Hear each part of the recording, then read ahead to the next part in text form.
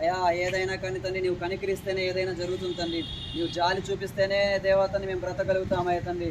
సజీవుల దేశంలో సజీవుల మనుషుల మధ్య సజీవులుగా మమ్మల్ని ఉంచినందుకు నీకు స్తోత్రములయ్యా.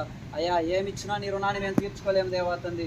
అయ్యా ప్రతి ఒక్కరు కూడా దేవాతంది అయ్యా కాలగమనాన్ని దేవాతంది ఇష్టానుసారంగా ముగించుకుంటున్న వాళ్ళు ఉన్నారు, ఇష్టానుసారంగా లోకంలో గడుపుకుంటున్న వాళ్ళు ఉన్నారు తండ్రి. కానీ నీ దయవల్ల తండ్రి అయా ఈ సహోదరి గారి నిమిత్తం దేవాతంది ఈ రీతిగా ప్రార్థన చేసి అయా ఈ కేక్ కటింగ్ చేయడానికి ఇచ్చిన కృపకై ఆ ధన్యత వరానికై నీకు స్తోత్రములయ్యా. నీ కృప రెక్కల నీడలో మమ్మల్ని భద్రపరిచినందుకు నీకు స్తోత్రములయ్యా తండ్రి. అయా ఆ సహోదరి గారి వాళ్ళ తల్లిదండ్రులను దీవించి ఆశీర్వదించండి అయ్యా. మంచి ఆరోగ్యాన్ని, శక్తిని, బలాన్ని, ఓపికను, ధైర్యాన్ని నీవు దయచేయండి దేవా తండ్రి. అయా ఇచ్చినటువంటి కుటుంబ సభ్యులందరినీ, రక్త సంబంధికులందరినీ నీవే దీవించి ఆశీర్వదించండి అయ్యా.